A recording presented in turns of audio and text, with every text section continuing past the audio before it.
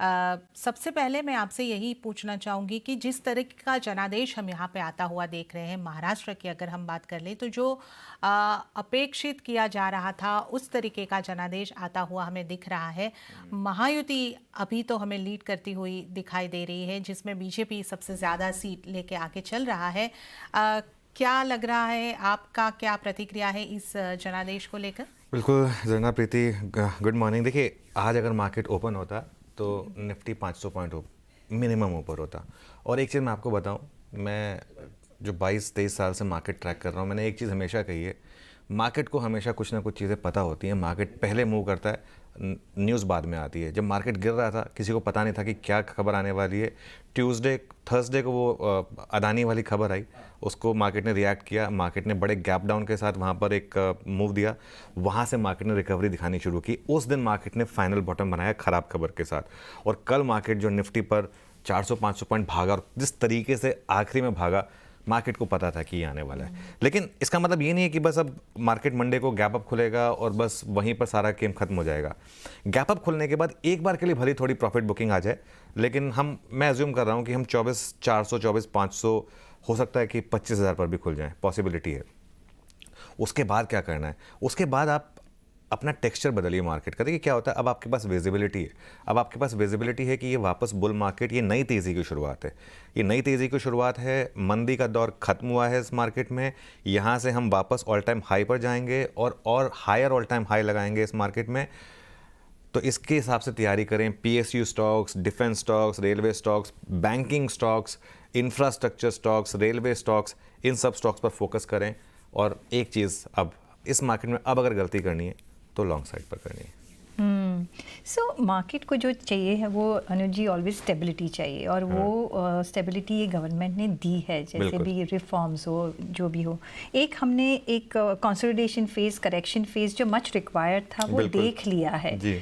अभी भी आप जैसे बोल रहे हैं कि चलो अभी तेजी का दौर शुरू होगा, लेकिन उसके पहले आप देख रहे हो कि थोड़ा भी और करेक्शन बाकी है, और otherwise we are good to go? नहीं प्रीति जी, करेक्शन खत्म हो चुकी है। मैं यही कह रहा हूँ, क्योंकि करेक्शन 200 डे मूविंग एवरेज से हम थोड़ा नीचे गए, वहाँ पर ख़त्म हुई। भर के शॉर्ट्स हैं इस सिस्टम में, FIIs के। हर कोई सेल साइड पर है। किसी को फ्राइडे की रैली पे यकीन नहीं हुआ था, और अब मुझे लग रहा है कि यहाँ से बाकी का काम आपका शॉर्ट संभालेंगे। देखिए, इस मार्केट में जो करेक्शन आई थी ना, वो करेक्शन क्यों आई थी? वो करेक्शन आई थी क्योंकि अर्निंग्स काफ़ी ख़राब आई थी। अर्निंग्स ख़राब आने का मेन कारण क्या था? अर्निंग्स ख़राब आने का मेन कारण था कि गवर्नमेंट कैपेक्स नहीं हो रहा था। गवर्नमेंट कैपेक्स क्यों नहीं हो रहा था? क्योंकि लोगों को भरोसा नहीं था कि पॉलिटिकल स्टेबिलिटी है या नहीं है। अब वो भरोसा पहले हरियाणा के बाद अब यहाँ पर हुआ। अब आप देखिए, वापस ताबड़तोड़ वही काम होंगे जो 2014 से 2019 या 2019 से 2024 के बीच में जो हुए थे। वो कॉन्फिडेंस मार्केट का वापस आएगा। अगले 2-3 क्वार्टर्स देखिएगा आप, अर्निंग्स के बहुत शानदार रहेंगे, और अब मार्केट उसको प्राइसिंग करने की कोशिश करेगा।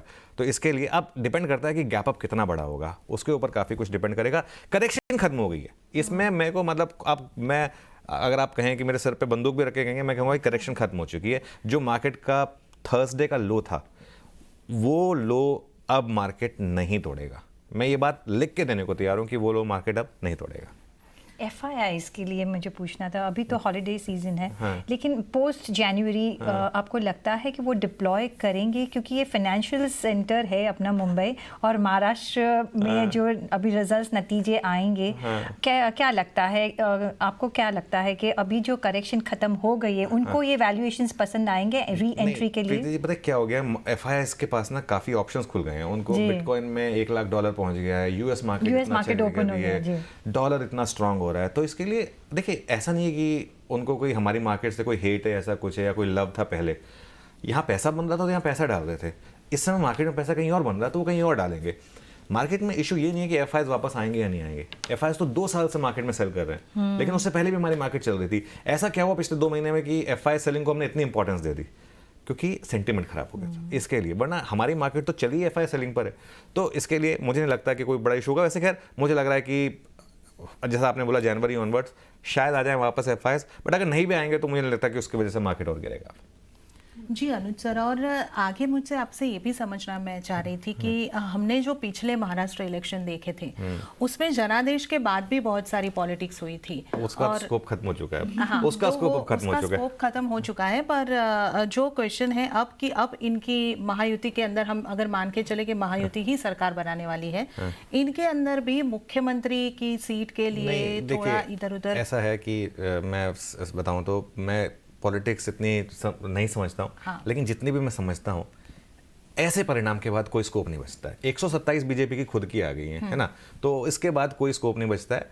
Most likely Devendra Fadnavis as chief minister आएंगे, और आई थिंक बाकी दोनों सहयोगियों ने अच्छा काम करा है, उनको अच्छी बर्स मिलेंगी।